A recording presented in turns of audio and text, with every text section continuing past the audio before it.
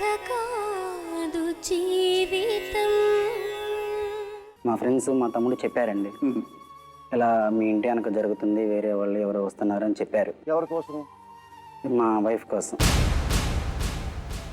Light తీసి స్నానానికని వెళ్తున్నానని చెప్పి వెనకెళ్ళి లైట్ తీసిందండి. లైట్ తీసుకున్న తర్వాత వేరే అతను ఒక అబ్బాయి వచ్చి గోడ మీద కూర్చొని ఇద్దరు కూర్చొని మాట్లాడుతున్నారు. నీకు చాలా మంది అమ్మాయిలతో అక్రమ సంబంధాలు ఉన్నాయి. ఫస్ట్ నువ్వు ఇద్దరు రసికుడివి. వేరే ఒక అమ్మాయిని ఏదో చేస్తుండగా ఊళ్ళో వాళ్ళు కొట్టారా లేదా? నేను ఓన గోడెక్కారని చెప్పావు. గోడెక్కితే పెళ్ళాన్ని వదిలేసేవాడు ప్రపంచంలో నిన్ను చూసా. వేరే వాడి పెళ్ళాలతో మాట్లాడాలని, ఆమె చూసుకోవాలని నీకెందుకు కలిగింది ఆ కోరిక అసలు? ఓకే, నువ్వు దాంతో తిరుగుతూ ఉండు, ముగ్గురు కలిసి ఉందాము, నేను ఇదే ఇంట్లో నేను కూడా బాయ్ ఫ్రెండ్ పెట్టుకుంటాను అని భరిస్తావా? సిగ్గుపడవా? సార్ ఏం మర్చిపోయా నువ్వు? మనిషివా పశువా? చాలా ఉన్నాయి సార్. మా అమ్మట వెళ్తాడు అసలు చాలా మంది సార్, బొచ్చడు మంది. 24 గంటలు ఫోన్ మాట్లాడుతూనే ఉంటాడు. ఎవరంటే నాతో మాట్లాడుతున్నా. కొన్ని అబ్బాయిని పడుతుంది, అబ్బాయిని దొరకదు సార్. ఎదురుకి వెళ్ళి పడుకుంటూ చూద్దాం, పట్టుకుందాం అనుకున్నావా? అవును సార్. ఇక్కడ రక్తం ఉంటే ఏంటో రక్తం ఉందంటే ఆ పిల్ల నన్ను తిట్టింది, ఏదో అనింది, సరదా గోడకేసి కొట్టాను, ముక్కులమ్మటి రక్తం వచ్చింది అన్నట్టు. ఒక భార్య భర్తల కుటుంబాన్ని నువ్వు చాలా నాశనం చేస్తావమ్మా నువ్వు. నేను వాళ్ళ లైఫ్ లోకి రావడానికి కారణం ఆ అమ్మాయే. ఇది కథ కాదు జీవితం. న్యాయమేనిది?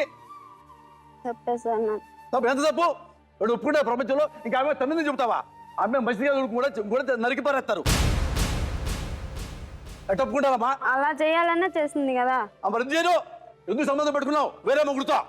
నీ మొగుడు లేడా? ఇట్లా బయట వేరే వెళ్ళిపో అడిగన్నా. మొగుడే ఆమె మొగుడే కావాలి నీకు?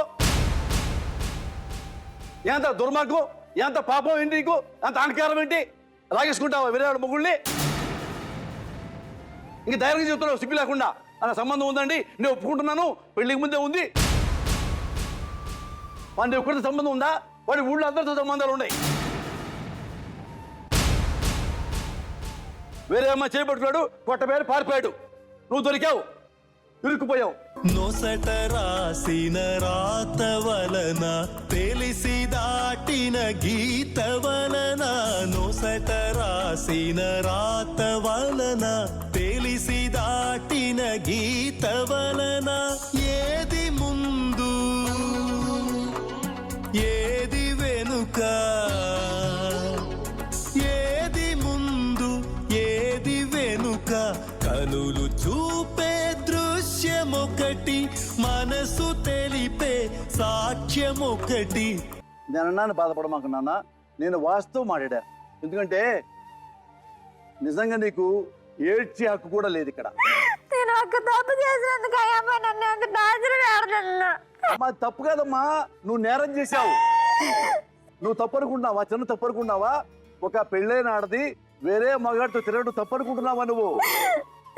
ఏమ్మా చిన్న తప్పు అనుకుంటున్నావా నువ్వు? అది పెద్ద తప్పు కాదు, నేరం. నీకు న్యాయం అనిపిస్తుందా? మాట్లాడుతున్నావు, ఏడుస్తానే మాట్లాడుతున్నావు.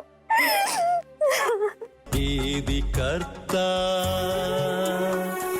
ఎవరు కర్మ, మౌనమేనా సమాధానం, అశ్రువేనా తులమానం, ఏది పాపం ఏది పుణ్యం. కాదమ్మా, వేరే అమ్మాయి మొగుడుతో నువ్వు తిరుగుతూ చిన్న తప్పు చేసిన దానికి ఇంత టార్చర్ పెడుతున్నా ఆమె అంటావా నువ్వు? కాదమ్మా, చేసిన తప్పు దిద్దుకోకుండా చిన్నదానికి ఆమె మీద పడిపోతావేంటానా? చేసిన మగవాడిని పక్కన పెట్టి సార్ మనం గుడ్డలు తెచ్చుకోవడానికి పోతే యాడికే మా ఇంటికి వస్తాను దరిద్రపు దానాన్ని తిట్టారండి. ప్రమాణం చేస్తాను నీకు చూడండి కాదమ్మా, ఎందుకు అబద్ధాలు అటు చెప్పుకుంటూ చెప్తే మాట నిజం ఉండాలి. వాళ్ళ తోటికోళ్ళు కూడా ఉంది పెద్దామా అని పిలవడం పెడకున్నా మాట్లాడుతూ అయితే నేను అసలు నోరు కూడా కన్నెత్తి కూడా చూడాలి అమ్మాయి కళ్ళు. అమ్మాయి నువ్వు మంచిదానివే, నేను కాదు అట్లా సమాధానం చెప్పు. కాదమ్మా, వేరే ఆడపిల్ల భర్తతో నువ్వెందుకు సంబంధం పెట్టుకున్నావు? నీ భర్త నీకు ఉన్నాడు కదా, చెప్పు. నీకు న్యాయం అనిపిస్తుందా? తప్ప కదా? తప్పేనండి. మరి ఇప్పుడు మరి ఎట్లా ఏం చేస్తావు ఇప్పుడు? నీకేది న్యాయం అనిపిస్తుంది? ఈయనమ్మా, అజయ్ నిన్ను ప్రేమించాడంటే నమ్మడానికి కారణం, నిన్ను ప్రేమించలేదు కదా. నీలాంటి చాలా మంది ఆడాలతో సంబంధం ఉంది అది అజయ్కి. నీ ఒకదాంతోనే కాదు, నువ్వు 2, 3, 4, 5 అజయ్ దృష్టిలో నువ్వు దొరికావు, నీతో తిరిగాడు. అరే బిడ్డలు కన్నావు, ఎవరికి పుట్టా కూడా నీకే తెలీదు. నీ మొగుడికి పుట్టాడా ఇతనికి పుట్టాడా కూడా తెలియదు నీకు.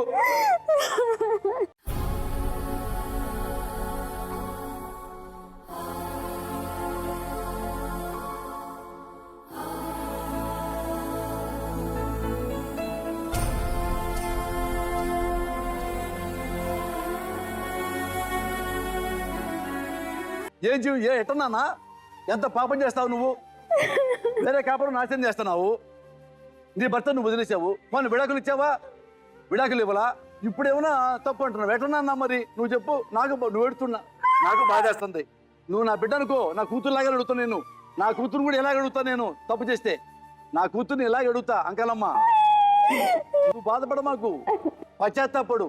జీవితమే ఆటని ఎదురయ్యే ఓటమిని భరించేందుకే నీ హృదయం సరిపోదు అని, నిన్నే తన ప్రాణమని కనిపెంచిన అనురాగానికి తలవంపులని తీరేయిక బదులాయనని తెలిసే నాటికి కథ ముగిసిపోయే మరి. నాన్న, నేను అన్నందుకు బాధపడుతున్నావా? నా మాటలో బాధపడుతున్నావా? పొరపడేసాను బాధపడుతున్నావా? నా మాటలో బాధపడుతున్నానంటే సారీ చెప్తాను నీకు. నువ్వు తప్పు చేశాను ఒప్పుకుంటున్నావా? తప్పటడుగు వేసే వేళలో చెప్పలేదా నీకు ఆ తప్పటడుగులో ఉన్న తప్పులన్నీ? ప్రతి అడుగు వేసే వేళలో చెప్పలేదా నీకు ఆ అడుగులు పయనించే దారిలు ముళ్ళేనని? విన్నావా ఏనాడైనా నాన్నగారి మాట? కన్నావా ఆయన ఎదలు దాచుకున్న బాధ? కన్నీళ్ళే తరుముతూ ఉంటే కానరాని శోకం, కడదాకా నీతో ఉంటే మిగిలేన జీవితం. నీ స్వార్థమే నీదై నీ కన్నవారినే మరచి, నీదంటూ గమ్యం లేక చీకటిలోనే వగచి, విడలేని శోకం, ఒంటరితనమే నీ నేస్తం. నన్ను తండ్రి అనుకో, నువ్వు నా కూతురు అనుకో. నా కూతురు ఇలాగే క్వశ్చన్ చేస్తా. నువ్వు మనస్ఫూర్తిగా ఉంటావా? నేనన్నా మనస్ఫూర్తిగా ఉంటావా? నాన్న గుర్తుపెట్టు, తప్పు ఎవరేం చేయాలి. విన్నావా? వింటున్నావా? దిద్దుకుంటే అప్పుడు జీవితం బాగుంటుంది. తప్పు చేసింది అందరితో వదిలేకుండా తప్పు మీద తప్పు చేస్తున్నాం అనుకున్నానా, ఎవ్వరు సుఖంగా ఉండరు. అర్థమైందా? ఇప్పుడు మంచు చెడు అతడు ఎలాంటోడో అతను బాధలు మొత్తం ఎవరు తీసుకోవాలి? ఆయమే తీసుకోవాలి. సుబ్బలక్ష్మి తాళిబొట్టు కట్టాడు, ఊరందరి ముందు పెళ్లి చేసుకున్నాడు. వాళ్ళ మధ్య అనేక గొడవలు ఉంటాయి, వేరే మ్యాటర్. గొడవలు ఎప్పుడు పరిష్కారం అవుతాయి అంటే వాళ్ళిద్దరిది ఒకళ్ళొకళ్ళు వద్దనుకోవాలి, వద్దనుకోవాలి. అది ఇక్కడ కానీ చట్టపరంగా కోర్టులో కానీ న్యాయస్థానంలో సుబ్బలక్ష్మి నాకు వద్దుని అతను కోర్టులో కేసేయాలి. సుబ్బలక్ష్మి కూడా కోర్టుకు వెళ్ళాలి. అతను కోర్టులో చెప్పాలి, ఇది సుబ్బలక్ష్మి నాకు ఎందుకు వద్దో కోర్టులో చెప్పి కోర్టు వారు నమ్మాలి. తన మాటలో నమ్మలేదనుకో ఇతనికే జైలు శిక్షపడుద్ది. మా ఆవిడ గోడ ఎక్కింది, మా ఆవిడ కోర్టులు నమ్మరు, గోడ మీద కాపరాలు ఎవరు చేయరు. అది వాళ్ళు చూసుకుంటారు. 3 పిల్లలు కూడా అదే విడాకులు రావు, 100% రావు అతనికి. ఎందుకంటే అతని మీద ఇంత హిస్టరీ ఉంది. నేను కనుక్కున్నా. నీ విషయం ఏంటంటేనమ్మా, నాన్న ఇప్పుడు నువ్వు భర్త దగ్గరికి వెళ్తావా వెళ్ళవా అది నీ ఇష్టం. ఏనన్నా మళ్ళా ఇద్దరు ఒకటైపోయి కలుస్తారా నీ ఇష్టం.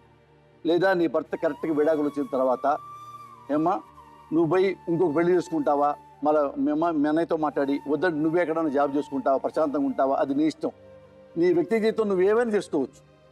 కానీ మూడు పెళ్ళాల మధ్య ఒక కుటుంబంలో దూరి ఏమ్మా ఆ కుటుంబం మాత్రం నువ్వు నాశనం చేయ హక్కు నీకు లేదు.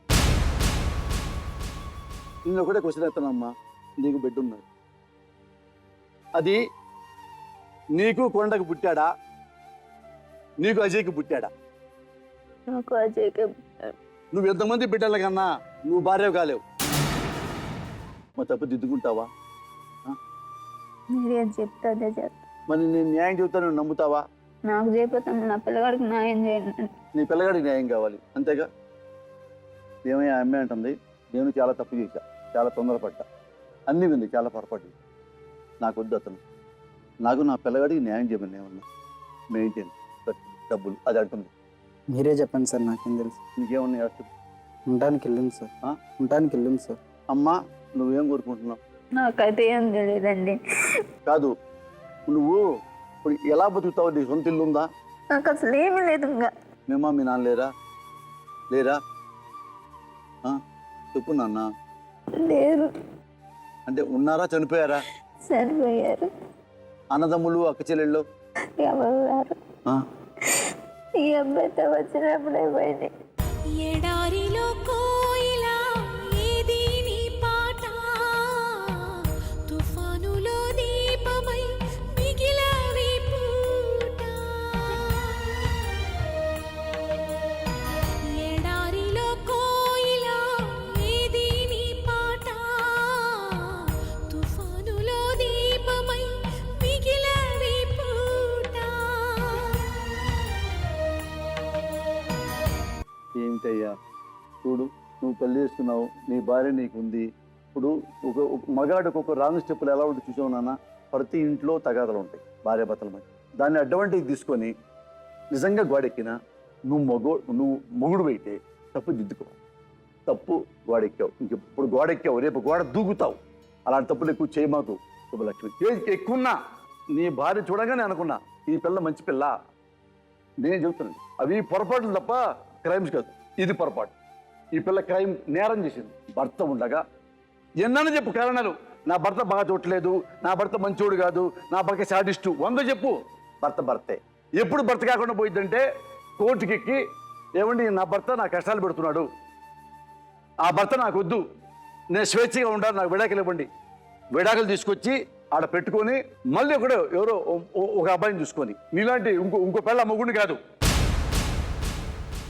ఏమండి నా భర్తతో నేను విడాకులు తీసుకున్నాను, నా భర్త నాకు ప్రాబ్లం ఉంది, విడాకులు వచ్చింది, ఇది నాకు విడాకుల పేపర్లు, నన్ను చేసుకుంటే నన్ను బాగా చూస్తే చేసుకుంటా అంటే వాడు చేసుకుంటే అది జీవితం.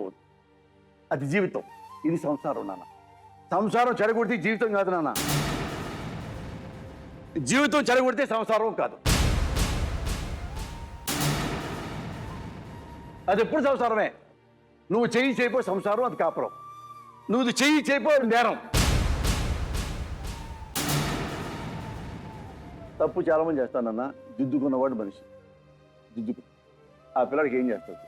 మీరే చెప్పండి సార్, నాకు తెలియదు సార్, మీరే చెప్పండి. ఇప్పుడు ఆమె వల్ల నువ్వు నాశనం ఏమవలా, నీ వల్ల ఆమె నాశనం అయిపోయింది. నువ్వు ఏం చేయగలవో, సరే ఎంత చేయగలవో ఆలోచించు. ఈలోపు ఇందులో ఏది న్యాయమో, ఈ పిల్లకి ఏం చేస్తే కొంచెం న్యాయం అవుద్ది అని డాక్టర్ గారిని, లాయర్ గారిని నేను అడుగుతా. నేనన్నా అడిగి మాట్లాడుకుందాం. డాక్టర్ గారు, లాయర్ గారు, మీ సహాయం కావాలి.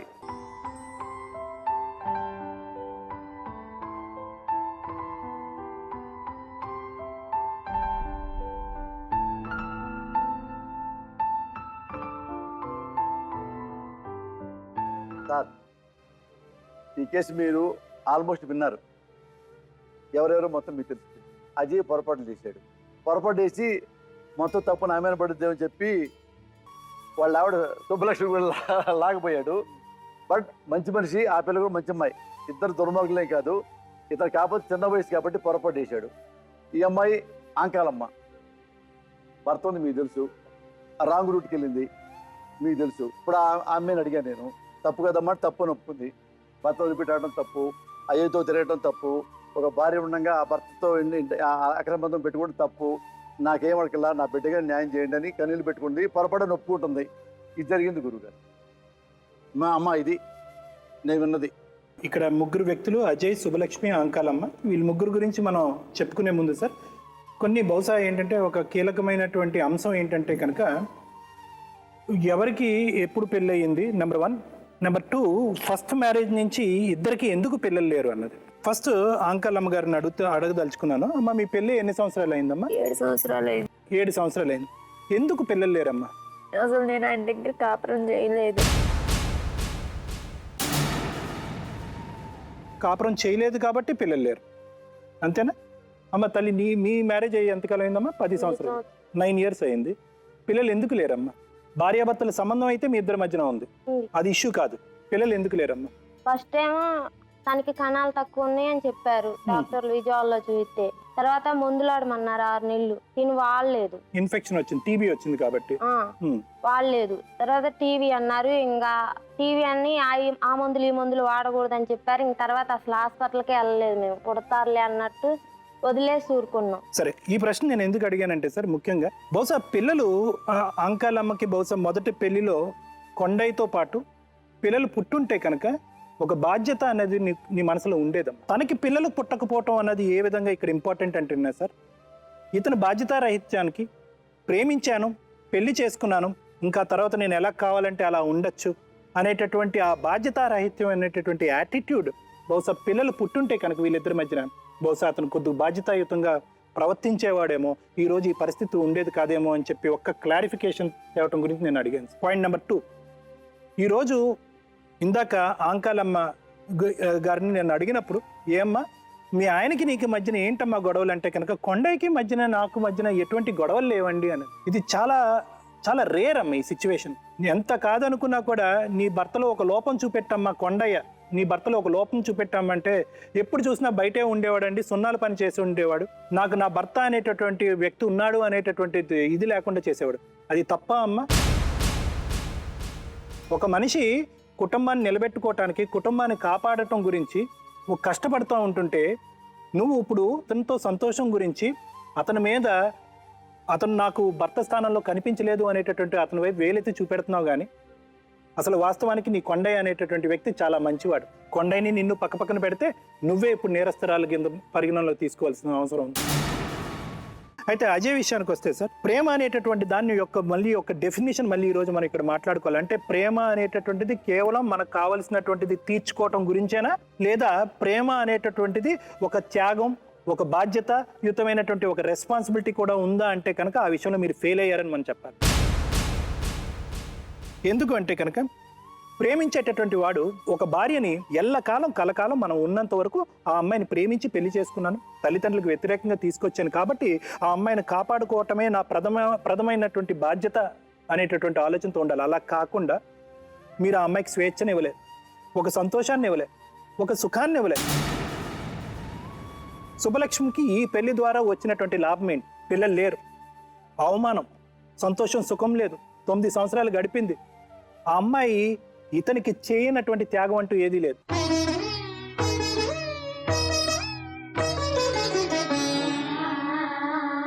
కార్యేషు దాసీ కరణేషు మంత్రీ భోజ్యేషు మాతా శయనేషు రంభా. పిల్లలు పుట్టకపోవటం, ఒక స్త్రీ 9 సంవత్సరాల పాటు కాపురం చేసిన తర్వాత పిల్లలు పుట్టకపోతే సమాజం ఏ విధంగా ఒక స్త్రీని వెలివేస్తుంది అన్నది మీకు తెలుసు, నాకు తెలుసు. నెంబర్ 2, దానికి మించినటువంటి త్యాగం. ఈరోజు గోడ మీద కూర్చుంది, నేను చూశాను, లైట్ ఏమని చెప్పింది అనేటటువంటి, నేను విన్నాను అనేటటువంటి ఒక్క అంశం గురించి నువ్వు లేనటువంటి నిజాన్ని విప్పి చూపెట్టేటటువంటి ప్రయత్నం చేస్తున్నావు.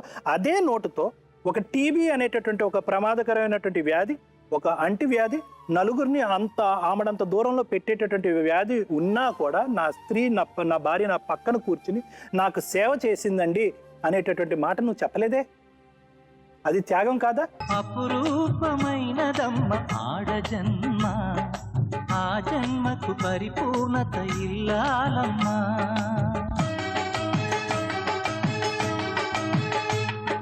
మగవాని బ్రతుకులో సగపాలు తనదిగా జీవితం అంకితం చేయగా, అపురూపమైనదమ్మ ఆడజన్మ, ఆ జన్మకు పరిపూర్ణత ఇల్లాలమ్మా. అంటే ఏంటంటే ఆ అమ్మాయి ఎంత కాదనుకున్నా ఒక జీవితాన్ని త్యాగం చేసి నీ పక్కన కూర్చుంది. ఇవేం మనకు గుర్తుకు రావట్లేదు. అంటే ప్రేమించటం అంటే కనుక కేవలం అమ్మాయిని లేపుకొచ్చి వేరే ఊరు వెళ్ళి పెద్దలకు తెలియకుండా పెళ్లి చేసుకోవటం ఒకటే కాదు, వాళ్ళని కాపాడుకోవటం కూడా తెలియాలి, ఎన్ని సంవత్సరాలైనా కూడా. అయితే ఇతను ఫేజ్ 3 ఫేజెస్ కింద ఇతను సైకాలజీ మనం మాట్లాడుకోవచ్చు సార్. ఒకటి ఏంటంటే ఆ ప్రేమలో అతనికి లేనటువంటి ఒక కమిట్మెంట్, ఒక రెస్పాన్సిబిలిటీ, ఒక బాధ్యత లేదు. రెండోది అతను సంతృప్తి పొందటం గురించి, అతని సంతోషం సుఖం కంటిన్యూటీ గురించి సెకండ్ ఫేజ్లో ఏం చేశాడు, నిన్ను బ్లాక్ మార్క్ వేసి చూపెట్టాడు. ఆ బ్లాక్ మార్క్ వేసి చూపెట్టేటటువంటి ప్రయత్నంలో నాకు చాలా ఆశ్చర్యం కలిగించేటటువంటి అంశం ఏంటంటే నీ తోబుట్టువుల్ని, నీ తల్లిదండ్రుల్ని సాక్ష్యాధారుల కింద వాడుకోవటం అన్నది ఈరోజు నాకు చాలా బాధ కలుగుతుంది. థర్డ్ సైకాలజీ చాలా ప్రమాదకరమైనటువంటి సైకాలజీ ఏంటది చెప్పనా? నీ భార్య ఈరోజు ఏ స్థాయిలో ఉంది అంటే కనుక తప్పు చేసింది ఎవరు అంటే కనుక నువ్వు 200% తప్పు చేసావు. ఆ మాట తప్పు చేసావంటే చాలా సాఫ్ట్గా మాట్లాడుతున్నావు. ఆమె గోడెక్కింది సార్ అనేటటువంటి మాట మాత్రం చాలా గట్టిగా మాట్లాడుతున్నావు. అంటే ఇప్పుడు ఏ స్థాయి వరకు నీ వైఫ్ని కిందకి లాగేశావు అంటే కనుక ఏ తప్పు చేయనటువంటిది, ఏ తప్పు ఎరగనటువంటిది, తప్పులన్నీ ఎవరో చేసి దానికి పశ్చాత్తాపం అనుభవించేటటువంటి పరిస్థితి, దాని పరిణామాలన్నీ అనుభవించేటటువంటి పొజిషన్లో ఆ అమ్మాయి ఉంది. అటువంటి అమ్మాయి ఈ రోజు నిన్ను వచ్చి ఏం ఆర్జించుకుంటుంది అంటే కనుక నా భర్త నాకు కావాలి, నువ్వే నాకు కావాలి, ఎన్ని తప్పులు చేసినా నువ్వు నాకు కావాలి అంటే. అంటే ఏంటంటే మగవాడి సైకాలజీలో ఉండేటటువంటి ఒక క్రికెట్నెస్ని నువ్వు ఈరోజు బయట పెట్టావు. అంటే ఏంటంటే మనం ఎన్ని తప్పులన్నా చేయొచ్చు, ఫైనల్గా మనం ఏ విధంగా ఒక మలుపు తిప్పుతామో మొత్తం కథనంటే కనుక తిరిగి వచ్చి తప్పు చేసిన తర్వాత మనం అనుభవించింది వాళ్ళు వచ్చి మనకు క్షమాపణ అడుక్కోవాలి, వాళ్ళు వచ్చి మన కాళ్ళను పడాలి, వాళ్ళు వచ్చి నువ్వు లేకపోతే నేను బతకాలి అనేటటువంటి సైకలాజికల్ డ్రామా ఏదైతే ఉందో అందులో నువ్వు గెలిచేసావయ్యా. ఈ మొత్తం సైకాలజీలో అతను ఒక ఇంపార్టెంట్ ఇష్యూలో మారాలి అని అన్నాం. ఏంటంటే కనుక జీవితాలతో ఆడుకునేటటువంటి సైకాలజీ ఏదైతే ఉందో ఆ క్యాజువల్నెస్, ఆ లైట్ హెడెడ్నెస్ అని అంటూ ఉంటాం. అంటే మనం పదే నలుగురిని ప్రేమించవచ్చు, నలుగురిని ప్రేమించిన తర్వాత వాళ్ళని భార్యగా మనం ఇంట్లోకి తీసుకురావచ్చు, వాళ్ళని పిల్లల కింద మార్చుకోవచ్చు, పిల్లల్ని కనొచ్చు. కానీ అదే తప్పు ఒక స్త్రీ చేస్తే కనుక నేను తొక్కేస్తా, అణిచేస్తా, తన హక్కులన్నీ హరిస్తా, తన మానసికంగా చంపేస్తా. ఇటువంటి సైకాలజీ ఉంటే కనుక బహుశా ఈరోజు ఆంకాలమ్మ అక్కడ కూర్చుని కన్నీళ్ళు పెట్టుకుంటుంది. ఎందుకు కన్నీళ్ళు పెట్టుకుంటుందో తెలుసా? నువ్వు కావాలని కన్నీళ్ళు పెట్టుకోవట్లే. కొండయ్య అనేటటువంటి మంచి వ్యక్తిని అడ్డదోవలో నేను తప్పు చేసి అతను వదిలేసానని బాధపడటం వల్ల అమ్మ ఈరోజు కన్నీళ్ళు పెట్టుకుంటుంది. నడి బజార్లో నిలబడి ఈరోజు నాకెవరూ లేదు అని అమ్మాయి అంటుంది కదా, నీకెవరు లేకపోవటం కాదమ్మా, నువ్వు చేసినటువంటి పని ఏంటంటే కనుక నీ కొడుక్కి ఎవరూ లేకుండా చేశావు. ఎక్కడికో దారి తెన్ను కానకపోయావి, ఏదేదో ఆశతోటి బాటలు వేశావి.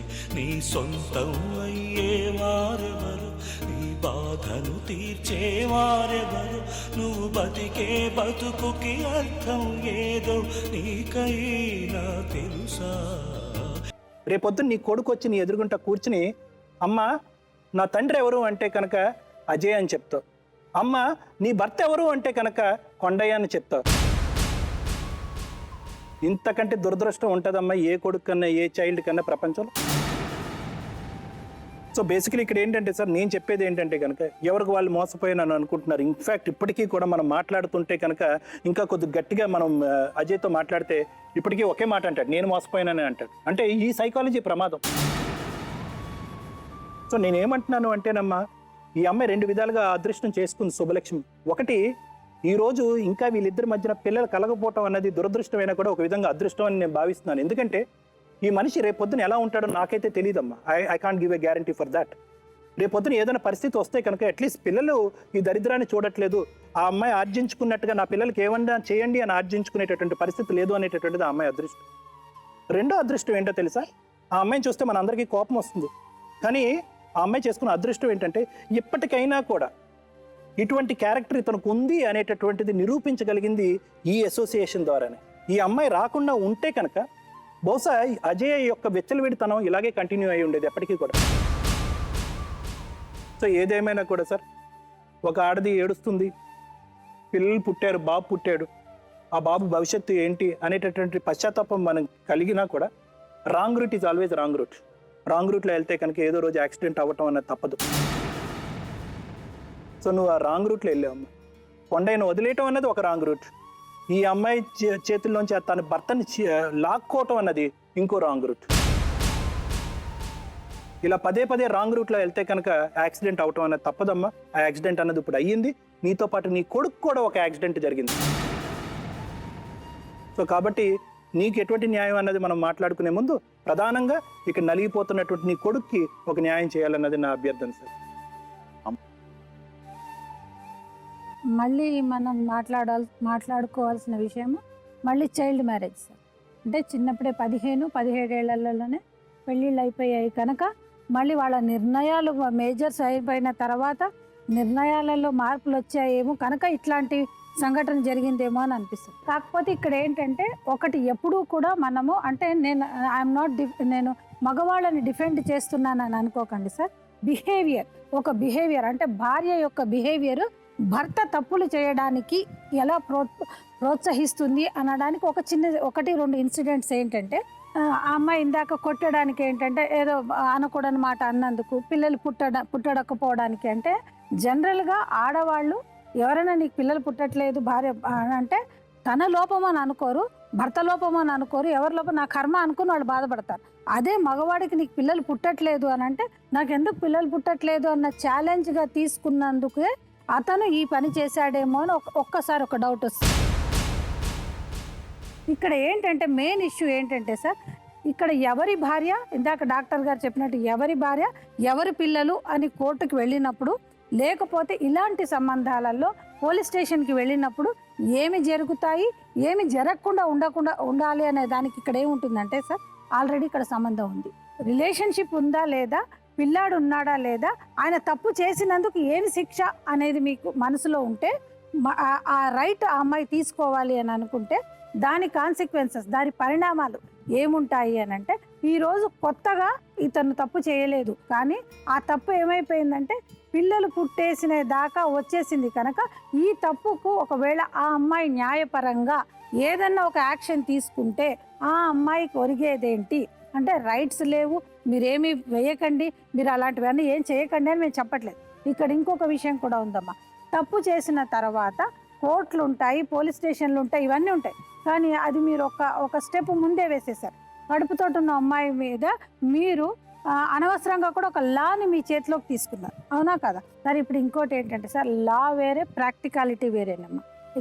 ఇక్కడ జరగబోయేది ఏంటి అని అంటే ఇప్పుడు ఆల్రెడీ 6 నెలల నుంచి మీరు వేరేనే ఉంటున్నారు, కాకపోతే ఇక్కడ పిల్లలు లేరు అనేది ఒక కారణం పెట్టుకుని ఆయన ఏ తప్పు చేసినా ఏ చేసినా కూడా సార్ ఇప్పుడు ఇమీడియట్గా ఫైల్ అయ్యే కేసెస్ ఏముంటాయంటే 498, 497 అంటే రెండో పెళ్లి చేసుకున్నాడు కనుక ఇవన్నీ కూడా కేసెస్ ఉంటాయి. రేపు పొద్దున అమ్మాయిని కూడా జైలు వెళ్ళే అవకాశాలు ఇవన్నీ ఉంటాయి.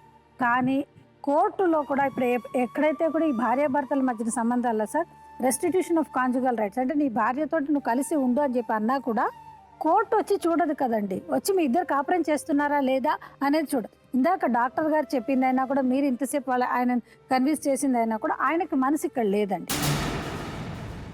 లేదు కనుక ఆయన ఏ అడ్వాంటేజ్ అయినా తీసుకుని మీరు చెప్పిన దానికి వెనకాలకి ముందుకి మీరు చేసేదంతా క్రాస్ ఎగ్జామినేషనే సార్. అది ఏంటంటే ఆయన చెప్పడానికి ఒక డిఫెన్స్ ఏర్పరచుకుంటున్నాడు, అది కుదరట్లేదు. ఇక్కడ ప్రాక్టికల్గా ఒక ఎగ్జాంపుల్ అయితే ఉన్నది. ఎందుకంటే రేపు పొద్దున ఏది ఏమైనా కూడా ఒక మనిషి ఉన్నారు, పిల్లాడు పుట్టాడు, రేపు పొద్దున ఏ డిఎన్ఏ టెస్ట్ అయినా కూడా ఇమీడియట్గా కూడా నీకు ఆ అమ్మాయిని మీరు చాలా కఠినంగా శిక్షించే కేసెస్ కూడా ఉన్నాయి.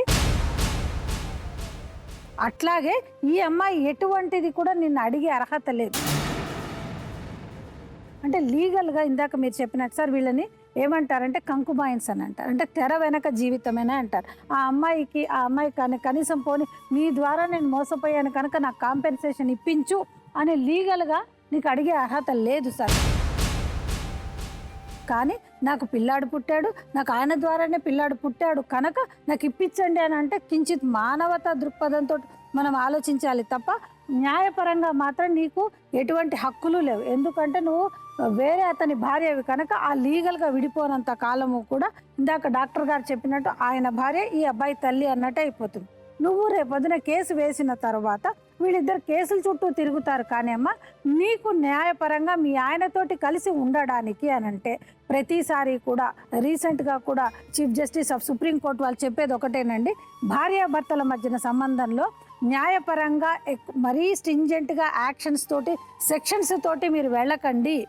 కౌన్సిలింగ్ అనే ప్రక్రియ ఉంది కనుక భార్యాభర్తల్ని కలిసి ఉంచే అవకాశం ఏదైతే ఉంటే మాత్రం ఫస్ట్ మీరు కౌన్సిలింగ్ అనే కాన్సెప్ట్ని ఆప్ట్ చేసుకోండి అని పెట్టినా మేడం నేనేం చెప్పదలుచుకున్నా అంటే అవి పక్కన పెట్టండి.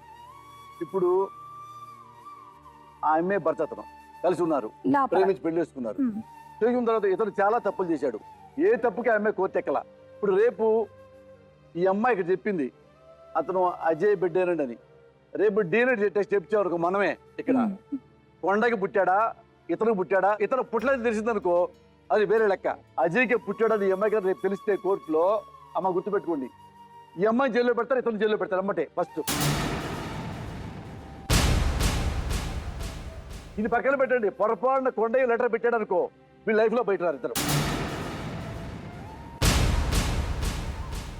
అనుకుంటాడు చాలా టాపిక్ ఉంది మనకి, భార్య ఎన్ని నదిలేయొచ్చు, అది ఇప్పటికైనా నిజంగా మార్చుకొని జన్యును అని నమ్ముతున్నా, ఇప్పటికైనా తప్పు దిద్దుకుంటే అది జీవితం బాగుంటుంది. అమ్మ నీకు చెప్పాక ఆమె కూడా చెప్పింది, ఆమె అది నీ అదృష్టానికే చెప్పింది. ఆ పిల్ల ఏం చెప్పింది, నాకేం వద్దు సార్, నేను పొరపాటు పబ్లిక్లో చెప్పింది, నేను పొరపాటు చేశా, మూడులు పెట్టడం నా తప్పు, ఎంతో సంబంధం పెట్టుకోవడం నా తప్పు, ఎంతో బిడ్డ కట్టడం నా తప్పు, నాకు అక్కర్లేదు, నా బిడ్డకి ఏమన్నా సహాయం చేస్తే నా హెల్ప్ అవుద్ది అది చెప్పింది. దానికి ఏం చెప్తా చెప్పు. మీరే చెప్పండి సార్. నాకేం నువ్వు ఆ అమ్మాయిని కూడా పంపించడం ఒకటే మేము కోరుకోవట్లా.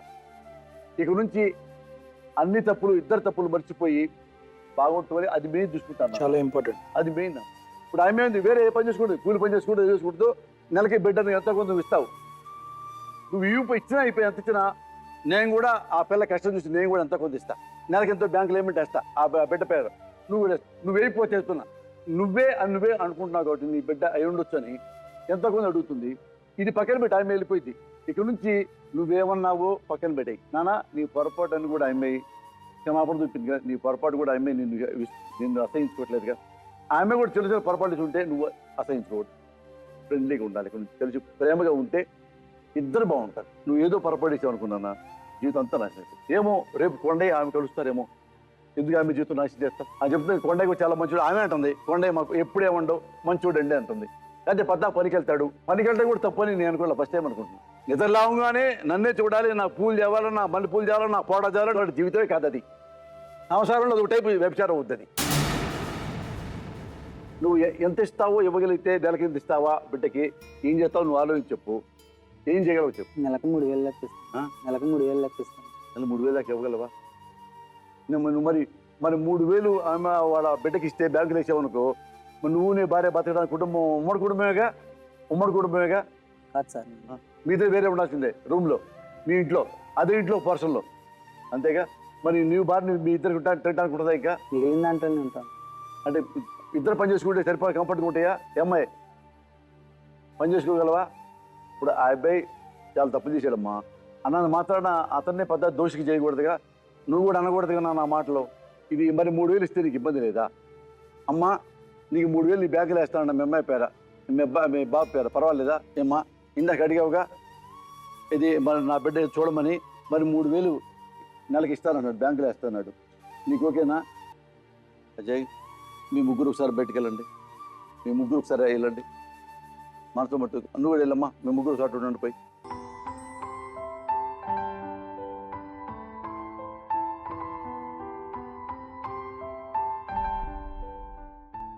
ఇందా నువ్వు అన్నావు కదా నాన్న, కాదు ఇందాక అంది అదే నా బిడ్డ చాలు నాకేమవుతుంది చెప్పింది తనే పాపం. నేడు కూడా లేదండి నాకు.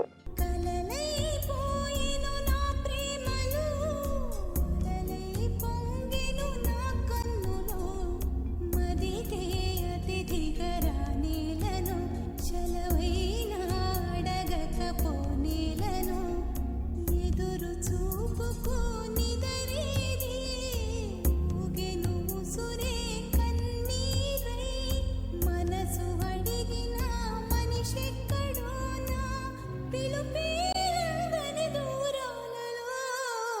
మరి నువ్వు ఎట్టయితే బాగుంటుంది అనుకుంటున్నాను చెప్పు. 4,000 ఇవ్వమనండి, పిల్లగాడు మొత్తం వాళ్ళే చూసుకోమనండి, నెలకి 4,000 నెలకు 4,000 ఇప్పుడు బ్యాంకులో వేయమంటావా? పిల్లగాడికి. అదే ఏదన్నా నీ పేరైతే నువ్వు పిల్లడు మీద చూసుకుంటారు ఇక అంతేమ్మా. ఆ పిల్లగాడు అన్నారంటే అన్నారు పెద్ద అయిన దాకా నాకు ఇంకే తోడు అదేనమ్మా. అమ్మ నీ పిల్లడు పెళ్ళి అయ్యేదాకా అంతేనా? నీ పిల్లడు పెళ్ళి అయ్యేదాకా ఉద్యోగం వచ్చేదాకో 4,000 చెప్పు నీకు ఇవ్వాలా. నేను చెప్తున్నా పెద్దవాళ్ళగా ఇక పొరపాటు డైరెక్ట్గా కానీ ఇండైరెక్ట్గా కానీ ఫోన్ చేసుకోవడం కానీ మాటలు ఏం చేస్తున్నాను. జీవితాలు మళ్ళా మొదలుకు వస్తే నాకు అయిపోతారు. ఈ కోర్టు చుట్టూ తిరుగుతుంటారు. ఈ డబ్బులు కూడా రావే. నెలకి 4,000 ఇవ్వమనండి, పిల్లగాడికి అన్నాలంటే అన్నాలు, పిల్లగాడికి జాబ్ వచ్చినా ఏది వచ్చినా అప్పుడు దానికి అప్పుడు దాకా ఇమ్మంటావు అంతేగా. నువ్వు వేరే ఊరు వెళ్ళిపోతావు మరి. నువ్వు ఎవళ్ళు ఉంటే ఆ ఊళ్ళు బ్యాంకులు వేస్తారు అంతే, వాళ్ళు వేస్తారు. ఆ పిల్లలతో వేపిస్తావు. నేను ఇంకేమీ చేసుకుని నా పిల్లగాడిని పెట్టుకొని బతుకుతా నేను. అమ్మా మరి వెళ్ళిపోతావు, నిజాన్ని వేరే ఊళ్ళు వెళ్ళిపోతావు మరి. ఇక మరి వాళ్ళ జీవితంలో ఇంటర్ఫేర్ కాకూడదు. అతను వచ్చాడు రావద్దు ఈ మాటలన్నీ వద్దు, అసలు కంప్లీట్ కట్ అయిపోవాలా. ఇంకే కనెక్షన్ పెట్టుకోగా. ఏనన్నా నాన్న ఆ బాబు తీసుకురమ్మ లోపలికి. అజయ్ ఈ అమ్మాయిని అడిగాం, నాకేం వద్దండి నెలకు 4,000 ఇవ్వను అంటే 3,000తో నేను బతకడం ఇబ్బంది అవుతుంది, అడిగి వేరే వెళ్ళిపోతాను నేను. 4,000 ఎప్పుడు దాకా నా పిల్లడు పెళ్ళేదాకా ఉద్యోగం వచ్చేవరకు అంటుంది. నువ్వు 3,000 ఇస్తున్నావు కదా, 1,000 ఎక్స్ట్రా అడుగుతుంది. సార్ కూలి పనికి ఎక్కువ రావు కదా. 3,000 కరెక్ట్గా ఇస్తావా? గ్యారెంటీకి ఇస్తావా? 100%. ఈఎంఐ జోలికి ఎలాగ ఉంటావా? మిగతా 1,000 నేను ఇస్తా. 20 ఏళ్ల పాటు ఇస్తాను నేను. ఆ పిల్ల పెద్ద ఏదైనా ఇస్తా నేను బతికేదాకా ఇస్తుంటా. చాలా మనసున్న మంచోళ్ళే మహారాజులు, మమతంటూ లేనోళ్ళే నిరుపేదలు. ప్రేమే నిరూపం, త్యాగం నీ ధర్మం, ఎవరేమి అనుకుంటే నీకేమిలే. రాజువయ్యా మహారాజువయ్యా, రాజువయ్యా మహారాజువయ్యా. కానీ ఒకటి గుర్తుపెట్టుకో, ఇక జీవితాంతం ఎమ్మ మొహం చూడకూడదు. బిడ్డ మొహం ఎమ్మ చూడితే నేను 1,000 రూపాయలు పక్కన పెట్టి ఆ ఏ కేసులో బుక్ అవుతాయి నీ మీద అవన్నీ కోర్టుకు వెళ్తాయి. మేడం మీరు అన్నారు కాబట్టి నేను ఇస్తాను 1,000 రూపాయలు నా బిడ్డగా భావించి. ఈ అమ్మాయి అంకాలమ్మ నా బిడ్డ అనుకుంటున్నా, పుట్టోడు నా మనవడు అనుకుంటున్నా. నేను నెలకు 1,000 రూపాయలు నేను చచ్చిపోయేదాకా అమ్మాయికి ఇస్తా ఉంటా. ఏమ్మా అర్థమైంది నీకు? నువ్వు ఈ అమ్మాయి మొక్క లైఫ్లో చూడకూడదు. ఆ అమ్మాయి సంతోషం కాపురం చేయాలి. నేను ఇస్తా 3,000. అమ్మాయి ఎక్కడికి వెళ్ళి బ్యాంక్ అకౌంట్ ఇస్తే బ్యాంక్ అకౌంట్లో ఆమె నీ భార్యతో వేయించాడో వాళ్ళు వేయించుకో. ఈ గోళ నీకు ఉండొద్దు. ఏనన్నా ఓకేనా? నీ భార్య మీద ఉంటే చెప్పు. అమ్మ భార్యతో బాగుంటాను చెప్పు నాన్న, నా మాట ఇచ్చి. ఉంటాను సార్, ఉంటాను నీ సార్. భార్యతో బాగుంటాను చెప్పు. ఉంటాను సార్, బాగుంటుంది. ఇక ఆమె నీకు ఏ సంబంధం లేదు. ఉంటాయి లేదు సార్. లేదుగా. నీ గోళ నువ్వు ఉంటావుగా, సంతోషంగా ఉంటారుగా. ఏమ్మా సంతోషంగా ఉంటారుగా? అమ్మా అంకలమ్మ నెలకి అతను 3,000 ఇవ్వగలడంట. 1,000 రూపాయలు నేను ఇస్తా. నేను ఇద్దామంట 1,000 రూపాయలు చెప్పంటావా? నువ్వు తెలిసి తప్పు చేసినా, నువ్వు మోసం చేసిన నా భర్త నేను పొరపాటు చేసినా కానీ నీలో తెలియనా ఒక అమాయకత్వంతో నాశనం అయిపోయావు అనే బాధ నాకు ఉంది మనసులో. నీకు ఏ అవసరం నాకు లేదు, కానీ నువ్వు కూడా నా బిడ్డగా భావించి నీకు ఇస్తున్నాను నాన్న. అది నువ్వు మనసులో పెట్టుకో. ఏమ్మా ఇంకే తప్పు చేయమాకు. నువ్వు ఇతరత్ర నీ జీవితం ఎట్లా నడుచుకో, తప్పులేదు. ఈ కుటుంబం జోలి నువ్వు రావద్దు. నీ జోలికి అతను రాడు. అతను భార్య ఉంటే చెప్పాడు. ఏమ్మా నేను ఇస్తాను నీకు ప్రమాణ సాక్షిగా, నేను చచ్చిపోయేదాకా నీకు ఇస్తా. చాలా ఇక అమ్మా దాని తగ్గట్టు రాసుకోండి. నాన్న సంతోషంగా ఉండు. ఏనాన్న? నువ్వెవరు నేనెవరు, రాసినదెవరు మన కథలు, నువ్వు నేను చేసినవా మన పేరున జరిగే పనులు. ఇది మంచి అని అది చెడ్డదని తూకాలు వెయ్యగలవారెవరు, అందరికీ చివరాఖరికి తుది తీర్పు ఒక్కడే పైవాడు. అవుతున్న మేలు కీడు అనుభవాలేగా రెండు, దైవం చేతి బొమ్మలేగా నువ్వు నేను ఎవరైనా. తలో పాత్ర వెయ్యకుంటే కాలయాత్ర కదిలేలా. నది సంద్రమందు దిగి నిలిచాక ఎదురీదకుండా మునకేస్తావా.